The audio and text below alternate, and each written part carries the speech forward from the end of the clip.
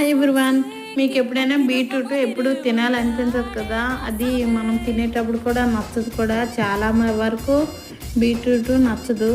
So నేను చెప్పే విధంగా చేస్తే బీట్రూట్ ఇష్టం లేని వాళ్ళు కూడా ఈజీగా తినేస్తారు.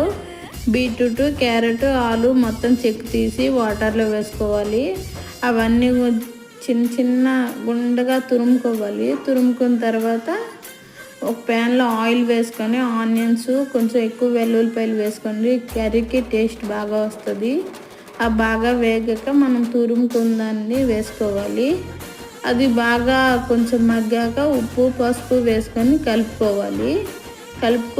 ఇది ప్రాసెస్ అంతా సిమ్లో పెట్టుకొని చేసుకోవాలి. చివరిలో కారం అండ్ గరం మసాలా యాడ్ చేసుకుంటే ఎంతో టేస్టీగా ఉండే బీట్రూట్ కర్రీ రెడీ.